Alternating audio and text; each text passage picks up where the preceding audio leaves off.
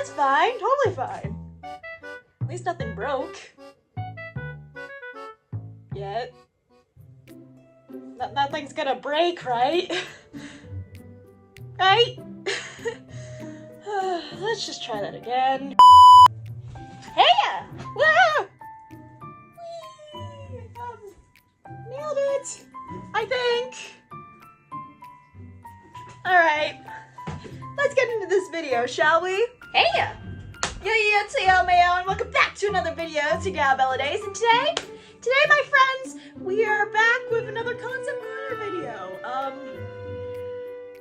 I didn't think I would get this far at all, really. Like, I didn't think that.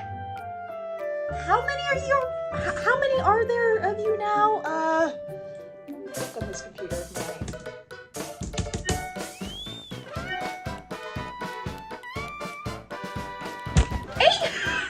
No way! 987 of you? I don't know what to say on that other than wow. I know I did it on my community post, but still. Wow. Just wow on that front. Thank you so much for sticking with me and my insanity. It means a lot. And as you can see, the studio has been redone. Because you can tell the backdrop's a little different. Only reason for that is because my studio flooded. I know, that kind of sucks. But hey, at least we can do an updated studio tour, am I right? Other than little concept corners, I've just been losing my mind over this. Like you. Thank you to my art friends for getting me into Percy Jackson. Now I can make jokes about it in whatever I write. Yay! Oh my god, I have too many ideas for my own good. So, let's get into this video, shall we?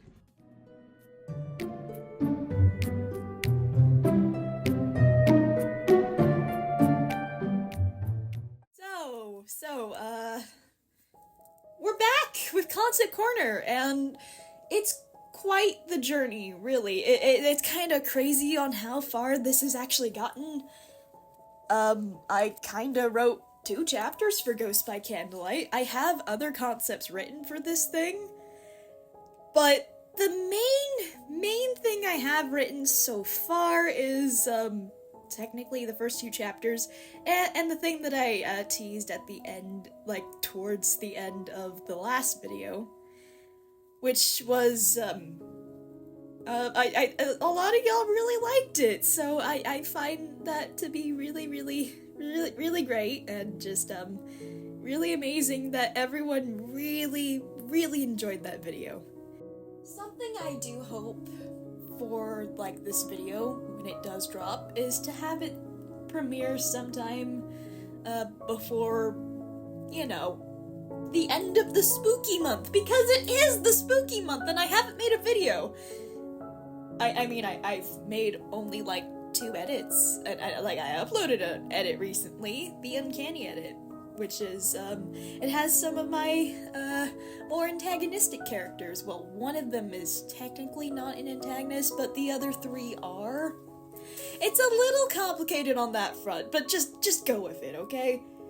So, the main drawing that I'm drawing today is kind of like a promotional material that was inspired by the song Harpy Hair by Yakelore. I'm sorry if I'm mispronouncing that name, but I just love their music so much. It's so fun to listen to, okay? It's whimsical, it's just charming, and I love it. It always makes me think of The Burdens We Carry and Ghost by Candlelight in particular.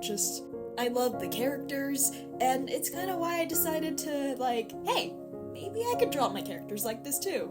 So I decided to draw the main quintet of Ghost by Candlelight in these kind of Renaissance fair-like outfits, while Hugo kinda stays the same, because he already has that kind of outfit, but also have them adorn animal masks. And you're probably wondering, Bella, why give the characters these specific masks? tell you, because it's actually quite interesting to their characters specifically, and it's really cool. For those who are unfamiliar with my work or don't know who I am, hi, I'm Bella Daze, and this is a story from an interconnecting universe called The Burdens We Carry, a supernatural mystery horror with psychological horror elements, and this story is called Ghosts by Candlelight, a story about a ragtag group of teenagers named Olivia Wright, Jesse Skye, Tommy Abel, and Lucious Wick finding a, well, not exactly friendly face in their school auditorium, but befriending him by unusual circumstances and trying to uncover all the mysteries that lie in the town. It's quite a very, I don't know how to put it. Like, when I write them, it just kinda comes to life by itself. It's really satisfying to write, and there's a whole array of characters and other stories that interconnect that just thrive in this universe. I'm not even showing everything that's in Ghost by Candlelight. There's other characters and other stories, and just, there's so much in this universe. It's so rich, and I don't even know how to describe it other than the word rich, and it's kinda crazy. I mean, it's, probably not as bad as my character stealing my keyboard. I think Hugo taught them the cheat code on that one because he was technically the first one to have ever done that, which I find to be quite funny. Hugo is, quite the character. I love him though, I love him. And I know that, two of my friends have promoted themselves as the honorary CEOs of the Hugo Protection Squad, so, you mess with Hugo, you mess with them. But I'm getting a little sidetracked. Why don't we talk about the little motifs and themes that I have woven into this beautiful, beautiful artwork. So, as you know, each little detail that I've picked has some sort of symbolism, and it's quite prevalent to each character's story. Each mask that the character adorns is, well, something I felt like fit the characters very personally. Hugo is a harpy eagle, Jesse is a hare, Olivia is a butterfly, Tommy is a ram, and Lucius is a cardinal. Now, if you're familiar with symbolism, you might be familiar with how it's used in both storytelling and character growth, and just like symbolism in general. But if you're not, well, let me yap about it for you.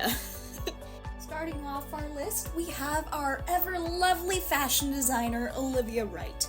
Olivia is confident, she's headstrong, she can be a little short-tempered, but it's always well-meaning. She always cares about her friends and always reminds them that they are important and that they are loved, and she always incorporates little stars in her designs. She loves putting stars in her designs.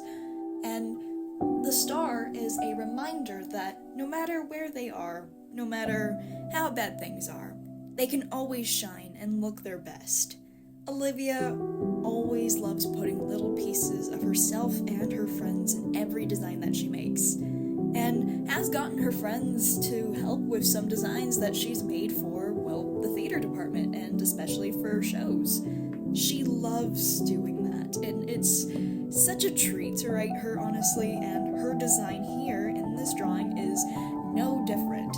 Olivia has stars all over this design, and you can tell that she's the one that made it. She's confident in this pose, and even though she's in the back, she's letting her friends shine alongside her, and I think that's quite beautiful. But remember that little detail I said about her carrying little pieces of her friends with her? Well, that's what those little potions are around her waist. Each potion and each color represents one of her friends, including herself. Olivia is always pretty considerate and kind, and, well, in this current state where it feels like she doesn't exactly know how to help her friends, she does her best. She's no licensed psychologist or an expert in trauma, and she may not be traumatized herself. She knows that the things that happen to the people she cares about is something that she can't exactly help with. but always tries to make sure that they still feel loved. And I think that's an important message with Olivia. Olivia is passionate about what she loves and always tries to connect with her friends. Even if they all have varying interests, they still care about each other, and she'll listen to Jessie when she can, and Jessie will listen to her, even if Jessie doesn't really understand everything and needs the Cliff Notes version of what Olivia's exactly talking about. But that still doesn't deny that Olivia and Jessie don't have that bond, and that they don't care about each other. Same goes for her and Tommy, and her and Lucious. Even if they don't always understand each other, they still understand that they care about each other. And I think that's very important in this day and age where it feels like we don't have many of those genuinely deep connections. And it feels like some of that's gotten lost.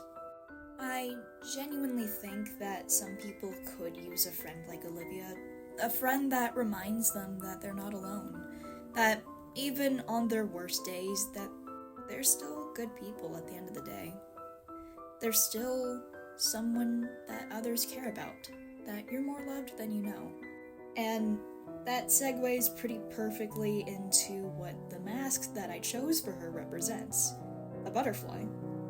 You're probably looking at Olivia and wondering, why a butterfly?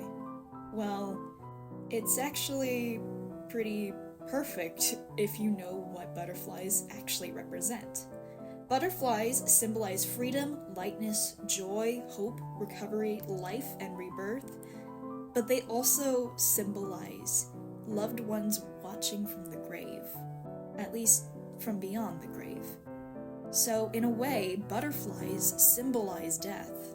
If you wonder why characters from specifically movies or video games, when a theme of death is woven into that character, why a butterfly? Well, it's because of that aspect. It's because of what butterflies represent. Butterflies start off as a caterpillar, but then they have a metamorphosis. They turn into a cocoon and then blossom into a beautiful, beautiful butterfly. Even if butterflies don't have that much of a lifespan, even if they don't have that long of a lifespan, they still created something beautiful, and it's through themselves. Olivia is a designer. She creates beautiful designs from nothing and turns it into something. Sure, she can be frustrated with herself at times. Sure, she can have a bit of a snappy temper when that calls for it, even if that's not often, but she still turns something into a work of art. She turns mourning and loss into something wonderful and something that people can remember.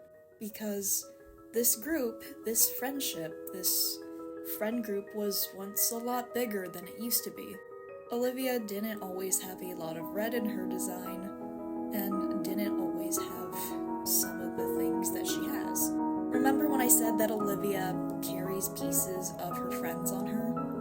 There were other friends in their friend group, but either they went missing or mysteriously died, and Olivia doesn't know how to help. She's always doing her best, but even then, it feels like she's failing, and she doesn't want to fail the people she cares about because she deeply cares about Jessie, Tommy, and Lucious. And even if Hugo's a much more recent addition to their friend group, she cares about him too. And that segues really nicely into our next character, Jessie Skye. Jessie is our loving, fun, chaotic ADHD child. I love her so much. She is also somewhat of a ray of sunshine. She's a ray of sunshine that's also a menace, okay? Let's be real on that one. She is an absolute menace. I love her so much.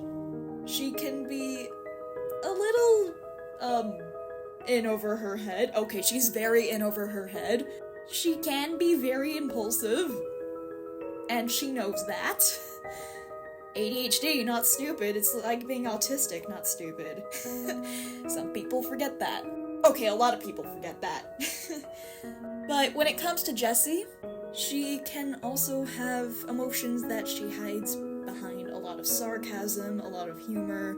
She's basically that funny friend that you should check up every once in a while, and rightfully so, because Jessie does hide a lot of things behind closed doors. She's gotten better at it, and she's opened up, but it feels like a lot of people can't relate to what she's been through. In a way, it feels like Jessie is isolated, alone. There is a nuance to a lot of the things Jessie says, even if you don't pick up on it on, like, a first read or a first watch, or just, like, realize what that means right away. But once you actually see more of her character and realize, oh shit, she, was actually talking about more than one thing. She was actually talking from experience. It kind of hurts a lot deeper, like, it just makes her feel real. Especially when she's talking with Hugo. Little spoiler. Technically this is Concept Corner, so is there a thing of spoilers here? Probably not. When she's talking with Hugo, and this one thing I've written, when it comes to when Hugo calls her, well, it's a silly nickname that he's trying to use as an insult. He's calling her Ravenlocks, but instead of acting insulted, subconsciously and consciously, she eggs it on. And you might be confused to that at first, but it's similar to a nickname she had as a kid, to someone that went missing in their friend group, and someone that was like an older brother to her. It hurts. It kind of re-sparked that memory. And subconsciously, Jessie, well, wanted to hear more of it, so she let Hugo get away with it, with him thinking he insulted her. But then again, they also had a small, contest of just insulting each other, and just this constant bickering that's both hysterical, as it is it kind of puts you on edge. I mean, Tommy was like, "Jesus Louise, you were about to give me a bloody heart attack, what the hell, man?" That kind of thing. It was really funny. Now, you're probably wondering why I chose a hair for, Jessie. Oh my god, I can't talk. But you're probably wondering why I chose that for her. It's actually pretty simple. There is a difference between a hare and a rabbit. Yes, I'm aware of that. Yes, I know. But trust me on this one. Trust me, y'all. Trust me. Hares are usually associated with love, good luck, abundance, prosperity, and good fortune. Hares are also linked with new beginnings and rebirth, and often symbolizing an arrival of the new day. And also Jessie is pretty hyperactive, that too. It was pretty obvious on what I would choose for Jessie when I was drawing this. I was tied between, like, maybe something else, but hair just fit her so well. Jessie may not feel like she has a lot of good luck, or abundance, or a ton of good fortune. She does have a lot of love to give. Even if she has different ways of expressing that to her friends or people that she truly cares about, and has kind of decided on a whim that Hugo was her main priority and going to help him in any way she could, like a Viking attack. Not subtle at all, whatsoever. Kind of like someone I know. I'm staring at my brother for this one, so hi. Just Jessie offering that unfiltered love, that genuine love to people she truly cares about. Even when she's knocked down, even when she's hurt, or even when she's left by people that were supposed to love her, but just deemed her as a problem child. Jessie doesn't exactly live with her biological family. She's the adoptive sister of Olivia, but they've known each other for a very long time. They've been friends for several years at this point. But they weren't adoptive sisters until, well, the accident happened. This unfortunate boat accident left her not only washed ashore an orphan, but was also the cause and the second crack in what happened to one of their friends, which was Jesse's older brother, Reuben, who unfortunately didn't survive this accident. It was really hard on her, and she felt unloved. Until she finally met up with not only Caden, aka K, which is Lucious's older brother, but Lucious himself, and Lucious was able to be that light that guided Jessie back into, well, being herself again, and feeling like she could express herself again. And even if she's not the same, she still has her heart. And that leads us into our next character. Thomas Tommy Abel. Where do I start? First off, I love this dude. He is so great. He can be sarcastic, he can be sly, and pretend not to know you if you do something extremely stupid. But he's also pretty quiet at times. He can be understanding. He can be a little jaded when it comes to stuff. But he hasn't lost himself just yet. And his defining feature is his scars, but they don't define him as a person. Tommy has had a long time to heal, and he's still healing, since healing isn't linear and has never been linear in the history of ever, and has a thing or two to say about it. And you're probably wondering, Bella, why did you choose a ram for Tommy? Rams are usually associated with strength, courage, creative force, and resilient. In Greek culture, the ram is a symbol of strength and courage and is associated with the god Ares. Harmonic heroes are even compared to lambs with thick fleeces and naiad, but they're also a sacrificial animal, from what I know. They can also represent creative and decisive forces. The spiral on a ram's horn can symbolize creativity and can symbolize or signify new inspiration, imagination, and mental stimulation. This can also represent the power to overcome, achieve, and penetrate, and the ability to assert strength in creative ways. And, well, that fits Tommy really well since he is a violinist. He was nearly blinded by a magic freak accident that took away not only people's ability to look at him and not feel like they were just staring at the scars that marred his body, but also someone that was very important to him, his little brother, Charlie. Tommy didn't always have these scars, no. He's known Jessie and Olivia as long as, well, they've known each other. Olivia and Jessie have known each other a little longer, but he's known them long enough to care about them very deeply. He's very creative, he's passionate, and he loves playing the violin, and he loves allowing his friends to join him in whatever music they create. He loves doing freestyle when he can, and sometimes has strung a bad chord on purpose just to annoy Jessie or anyone, because why not? It's there. He can do it just because he can.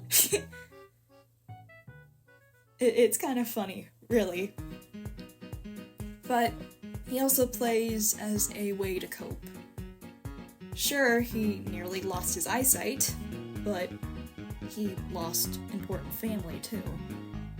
And you can kind of see there's a connection between these incidents, especially with, the first two. It's... I guess I can outright say it, yes. Ashes does have something to do with this. I won't say what, but they do. We don't like them. This is our obligatory fuck you Ashes, you know? This is the joke I've had with my friends for quite a while. This is our obligatory fuck you Ashes because we don't like them in this house, and they only get worse from here. They only get worse from here, y'all. It's not gonna get better. It's only gonna get worse. Unfortunately. This is why we don't like Ashes. Anyway, now it's time for the next one. Yippee! Oh my goodness. Where do I even start with this one? My god! Oh Oh my goodness. Okay, so! Favorite traumatized blonde boy, everybody! Yay! Y'all seem to really, really love Hugo. I swear. It's kinda funny, actually. Like, y'all really, really love Hugo. Like, from my Instagram and on YouTube, and just like, if the CEOs of the Hugo Protection Squad aren't anything, then I don't know what is. Y'all just love Hugo, and if I'm aggressively showing that one drawing I've done on screen, then, yes, this is a fact that Hugo has become somewhat of a fan favorite amongst my friends, and, is one of my favorites to write. I love writing this boy. He's very complex. He's got a lot of issues, but doesn't that make him more human? Isn't the point of writing a character is to allow people to see themselves in media and connect with how human they are, or like, that's me. This character is a lot like me. They have my issues. We're alike. And I hope that maybe I can see them happy. I know a lot of fandoms are allergic to happiness, but one can hope, okay? Chill. I get it. Y'all love writing a lot of angsty fanfics, but okay, let's chill and let them have their happy moments. Hi, post-editing Bella here with my mom. Say hi. Hi. So, you I'm have not something- going to make this easy for you. I know you're not. I have something to say about, the characters. Jesse's insane. Olivia tries to keep the peace. Hugo's just having a rough Day. couple of months. And Tommy, trying his best, and Lucious is kinda... He's not sure if he wants to put up with them all anymore. I'm pretty sure that there's times that he just, like, pulls his collar up and pretends like he doesn't know him. So, Hugo is a pretty... how do I put it? Not exactly friendly the first time people approach him. Yeah, that's probably one way to do it. That's probably one thing to do it. He's pretty paranoid, pretty anxious. Sometimes he can just wrap his arms around himself pretty tightly, like he's giving himself a hug. But he also looks like he's constantly in fight or flight mode, okay? That he's not in a good mental state or mental place at all whatsoever. Like, no, like, this boy is traumatized, and I do want to approach that trauma with as much love and care and just as humanly possible, because I know someone out there probably has similar experiences to Hugo, minus being cursed, because that's a thing, and it's not fun at all. So you're probably wondering why I chose a harpy eagle for him. Well, it's simple. The name of his backstory is called the Fallen Eyrie. An eyrie is a large nest bird of prey, specifically an eagle, and it's the nest that the eagles build that's usually on a tree or a cliff. And harpies specifically harpy eagles, symbolize power, protection, and prowess. But that's not all. The harpy eagle is named after the harpies from Greek mythology, which were, well, gruesome bird ladies in Greek mythologies, and they were terrifying, and they symbolized death, the underworld, and fear. They were also to embody the storms and winds, and killed humans on behalf of Zeus. But they were also protectors. And you're probably wondering, okay, but what does this have to do with Hugo? Choosing a harpy eagle was no surprise, honestly. Hugo has a lot of bird imagery associated with him. His story is called The Fallen Eyrie, as in a bird who has fallen from the nest. A harpy eagle was not only the best choice for Hugo, but something that also fits his character surprisingly well. The underworld in Greek mythology is the land of the dead, and Hugo has a ghost curse. Hugo can be very protective. He may not feel like he has a lot of power, but he does. And Hugo, his glasses, specifically, have always had an owlish... Am I saying that word right? Owlish? Owlish? Yeah, that's the word. An owlish defining feature to them. Like, an owlish feature. It's always described as owlish frames, like, they're the eyes of an owl. Like, they're big and round like owl eyes. So Hugo has an association with two birds of prey. It makes sense that the character with a lot of bird associations would adorn a harpy eagle mask. At the start of our story, Hugo is a very, very closed-off individual. He's paranoid. He's hyper-vigilant. He's unable to relax. And he wants to tell these people that he probably could trust something, but based off his experiences and for however long he's been wandering until he got to this specific point, he feels like he can't trust them. He feels like he can't trust anyone and has to rely solely on himself. And yeah, that's not exactly working at all. In fact, it's quite dangerous with what he's doing. He's trying so hard at a goal that he feels is too impossible to reach. You don't know exactly what that goal is, but you know it's important to him. He may not tell you everything, but you know one of his goals is to get rid of his curse. A curse that's causing him so much trouble and so much dismay, and is, quite honestly, affecting his life in a pretty negative way, and making him feel like he just can't interact with anyone, or have anyone understand him at all, until he runs into our crew. I mean, Jessie, in her own way, is distracting him from feeling the way he is right now, because she's directing it to her, like him being annoyed that she's pressing his buttons like an annoying little sister. Because it's Jessie. Let's be real, it's just Jessie being Jessie. But that's the thing.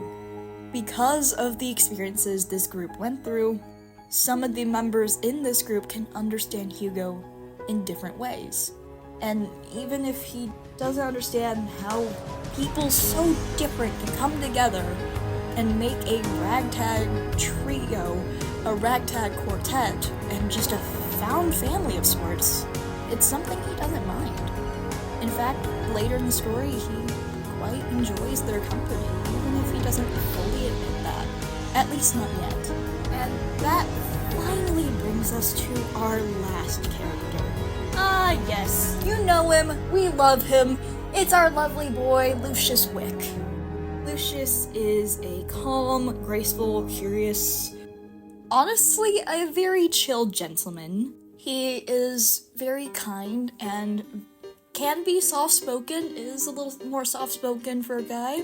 He has his autistic hyperfixation on, like, making candle wax sculptures and just, yapping about what he wants to yap about. Sometimes that little thing with him and Jessie reverses, and Jessie can be a pretty good listener, surprisingly enough. Lucious absolutely adores supernatural being, myths, and culture. He loves learning about them. Like, hell, if you're wondering why his fashion sense is a little different than everyone in the main cast besides Hugo, it's actually pretty much inspired by the World InBetween, and it actually has stuff from the World InBetween, specifically his iridescent rose gloves, which are very comfortable and something he does fidget with. Lucious does tend to fidget with his braid, the buttons on his jacket, his brooch, but his main item to fidget with is his gloves. It's his comfort item, and they're really comfortable to wear, and he wears them for not only his work, since they're pretty durable and resistant to heat, because, you know, working with a lot of melted stuff, and candle wax can be pretty bad if you burn yourself with it. It's kind of like, when you, like, wear those pretty durable gloves when you're working with not only candles, but, like, also, like, melted candy, kinda. don't burn yourself, guys. Seriously, it's some tough work. Out of everyone, Lucious was actually designed last. How I designed everyone, it was actually Olivia and Jesse first, then Tommy, then Hugo, and Lucious was the last one to be designed. And the reason why I had them all come together as a friend group was because I paired them all together one day, and I was like, hey, what if I just decided to put all these characters together and oh my god, it actually worked. Lucious has a very special dynamic with everyone in the friend group. He can maybe miss a couple social cues, but he's still kind and considerate, and he's probably one of the very few people who can actually understand how Hugo feels. Especially like when he gets extremely overwhelmed and just has kind of a meltdown. Because sometimes, even though Lucious is pretty high functioning on the autism spectrum, he can still get pretty overwhelmed and covers his ears when, like, it's too much. Just, like, holds his head in a way just to block out noise when he feels too overstimulated. I know that's something that's not exactly shown in media very often, especially, like, with folks on the spectrum, but I hope to change that with Lucious. Lucious, out of everyone in the group, is one of the most empathetic people in the entire group. He tries to understand people from every perspective. Even if he fumbles sometimes, he does his best to understand and find a way to comfort them, even if he himself knows he can't exactly understand that experience completely. He knows from his own experiences that he can somewhat relate, even if it's not the same. Even though, like, him and Olivia are technically the two characters that aren't exactly traumatized, they have their own specific type of trauma. And that's just the trauma of everyday life, really. Lucious is aware of his own limits, and he knows his own fears, and he doesn't want them to be true, or at least true in the sense that, like, everyone was right about it.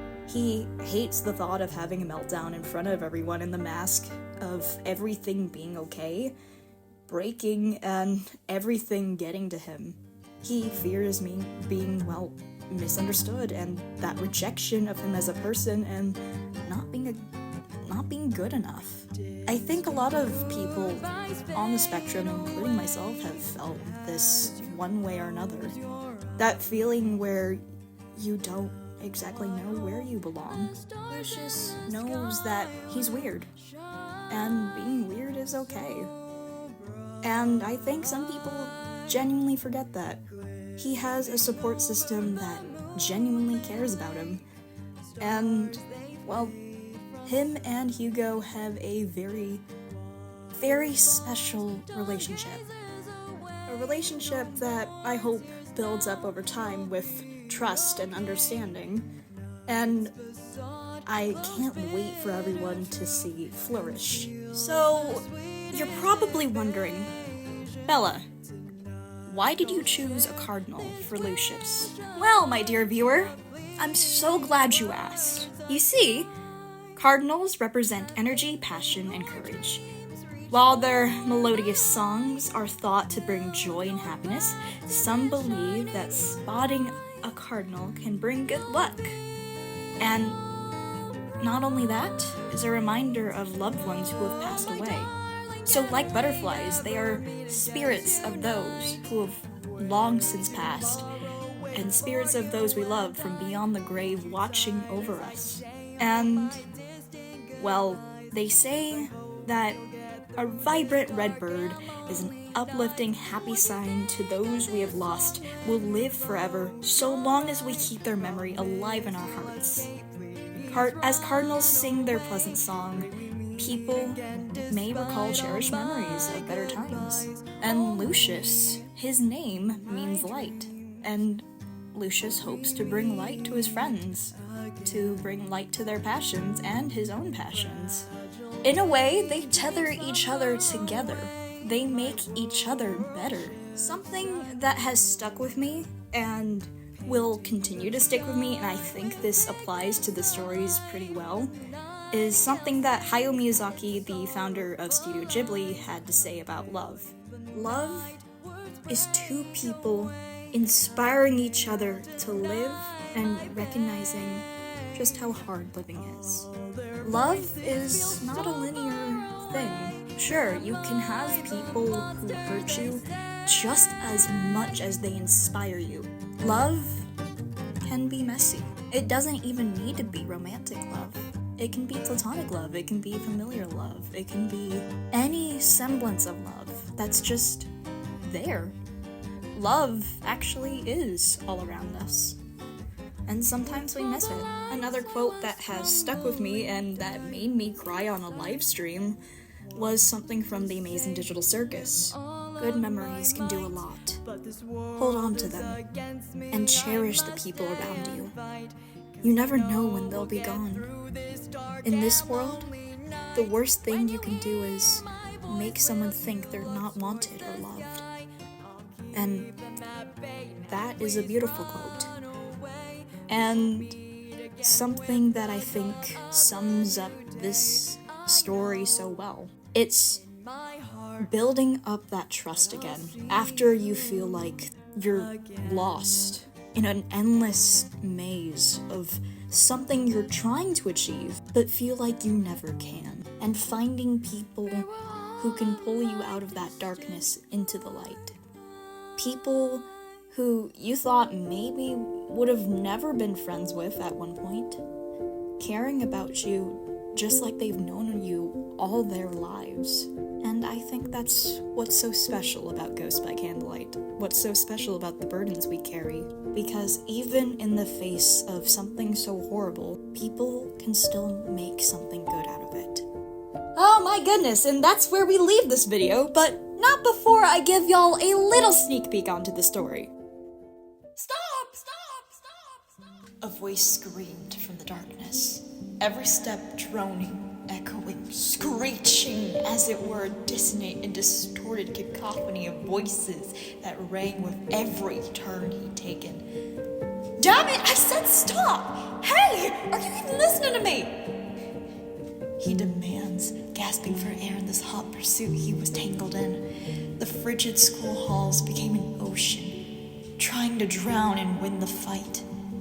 Yet no matter how much the waves fought, he fought back harder, his footsteps getting louder and louder the longer this chase went on. He knew the halls were echoing his footsteps, his strategy, his mistakes, and his mistakes alone, patiently awaiting either a glorious victory or a treacherous defeat.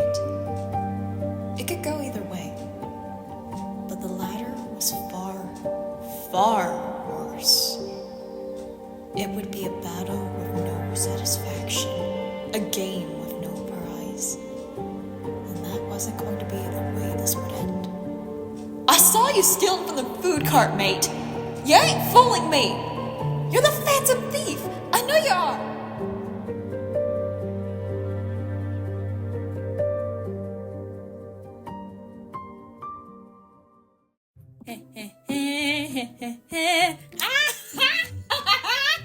How y'all feeling?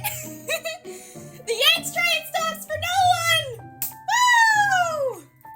I'm gonna profit off y'all's tears. You have no idea what I have in store. You have no idea the power that I possess! Oh, it's so good to be bad. I mean, not in the bad, I'm gonna kill you kind of way. More like bad as in, I'm gonna kill you with the angst kind of way. Oh, this is gonna be good. I love it. Oh, and I think that's all the time we have for today. So, thanks for watching. Please click like and subscribe, and don't die tonight because I'm pretty sure that, you're gonna miss my video if you do. So yeah, this is Daze, signing out.